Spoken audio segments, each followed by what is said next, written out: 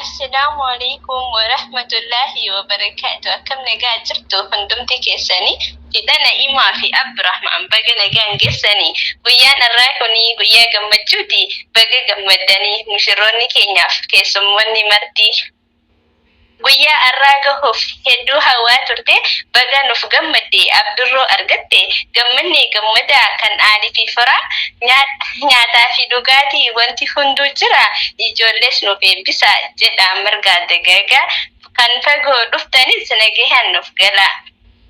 Abjuun dhugaa taatee firrinis gammade sabboontuu Oromoo ta'abdurroon jaalate na'imaadha jedhamti wahii takkaa garte hedduudha bashaashaa amalli sii gaarii faayifayoo intalaati uqtiiti yaqaalii. Sabboontuu Oromoo urgoytuu akka loomii na'imaa malee naan jetteeti yaa lubbuuni jedheeti naaf hime bar Abdurrahmaanii. Allahu akbar. Isiituu daranii wahii dhageessanii hedduutu jaalataa gamaa gamanaanii irratti dawwalan bar miseenjaraanii isiinis ni jettiin Abdurroo koo malee ayidoontu kolmii Abdurroo koo malee I don't call me jettee irra cufatti bar na'imaa qashtiinii. Abdurroo koo malee kan biraa yoo laale nan dhiisu rabbiini Abdurroonni jedhee bar na'imaa tooqaali wayyaa haadha mana kiyya hedduun si jaaladha lubbuu too baasee siif kennuun dirqamaa. Na'imaan ni jettee yaa Abdurroo kiyya. Na'imaan ni jettee yaa Abdurroo kiyya miyaa akka dammaa sabboonaa Oromoo mucaa biyya kiyya hedduu si jaaladha abbaa mana kiyya. Waliin jedha jarri lachuu hedduu wal jaalata mushorroonni keenya nuuf jabeeffadha jaalalaan gammachuun waliif nuuf tura ilmaanis argadha lama lamaan hora Abdurroo na'imaan ittiin nuuf Abdurroo fi na'imaan ittiin nuuf buhaara jechuunin xumuraa walaloo koo irraa yoon dogongores dhiifama naaf godha markasni hiyyalleen eessaa dhuftellee jettanii yoo kana gaafattan markasni hiyyalleen markaza hawwii islaamaa ustaazni hiyyalleen bar abbaa ubeyda yoo feetanis usaamaa yuyyaa waan na dhaggeeffattaniif hedduu galatoomaa. Allahu akbar. Allahu akbar. Allahu akbar. Ega sila. Allahu akbar. Allahu akbar. Haye Ustaz Besti.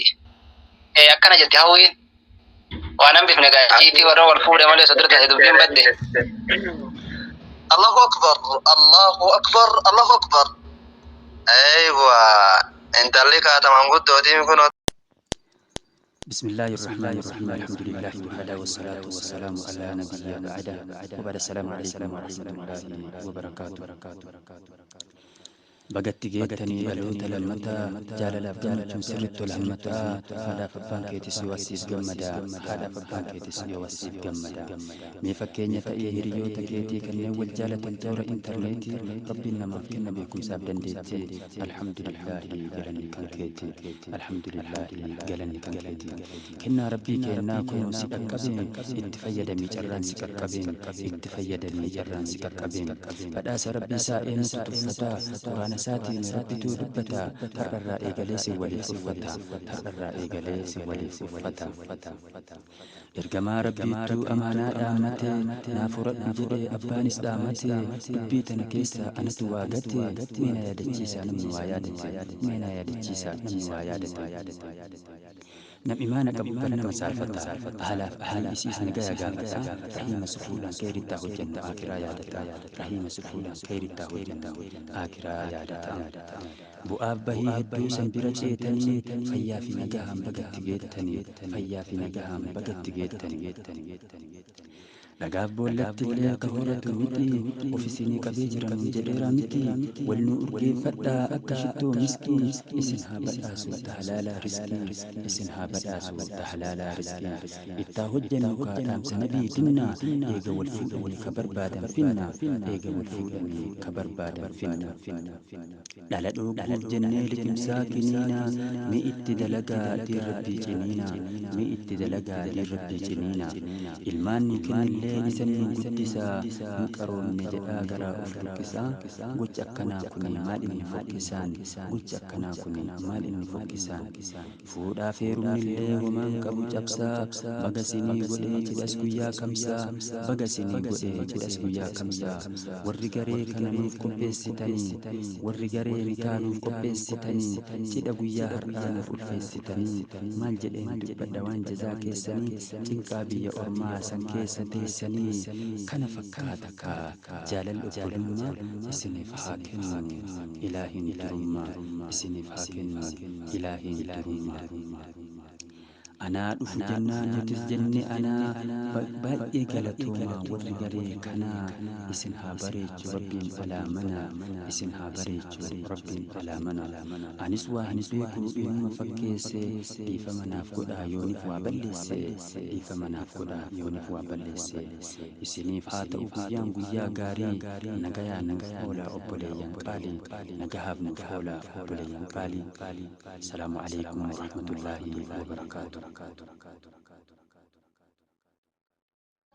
Assalamualaikum warahmatullahi wabarakatuh. Kabajamtoota fi jaalatamtoota hordoftoota Zainuu Tuub baga sa'aatii kana rabbiin isin gahe isiniin jedha.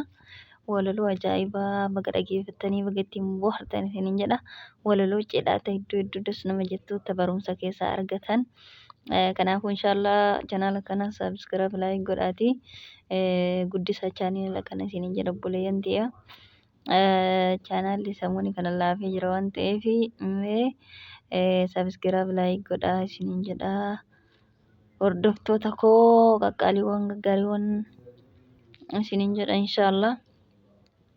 Kanaaf ani chaanaalli kiyya irra hedduun isaanii walaloodhaan beekama. Walaloo cidhaa, walaloo waa'ee guyyaa qiyaamaa, waa'ee ergaa adda addaa. Akkasuma waa'ee gorsaa, akkasuma waa'ee ergama rabbii, waa'ee quraanaa, waa'ee eebba markazoota adda addaa, eebba quraanaa waa hunda chaanaala Zainuu Tuub jalaa argachuu dandeettan jechuudha. Tokkorraa kaasee hanga 60 wahitti jira jechuudha. Walaloon akka ajaa'ibaatitti chaanaala kana jala argachuu dandeettan jechuudha. Walaloo chaanaala kana jala yoo seentan walaloon tokko lama jedhee hanga 60 wayititti deemee jira jechuudha. Sagantaadhaan akkasitti gadhiifamee ture as jalaa argattan jechuudha. Walaloo ajaa'ibaa, walaloo waan isin barbaadan hunda of keessaa qabdu jechuudha. Walaloo simannaa, walaloo adda addaa jechuudha. Walaloo gorsa gaarii of keessaa qabdu tan guyyaa akiraa nama yaadachiiftu tan waa hedduu of keessaa qabdu jechuudha. Walaloo ajaa'ibaa argattan jechuudha chaanaala kiyya jala. Chaanaala kana saabskiraayib godhaa laayik godhaatii guddisaa isiniin jechuu barbaada obboleeyyan qaqqaalii gaggaarii hundi keessanuu akka gaariitti chaanaala kana yoo guddiftan walaloo bifa adda addaatiin qopheeffamte haalaan hedduu sagaloota ajaa'ibaa irraa dhiyeeffamte isinii qabadhee dhufa jechuudha. Kanaafuu chaanaala kana guddisaatii galmaan gahaa isiniin jedha obboleeyyan tiyya.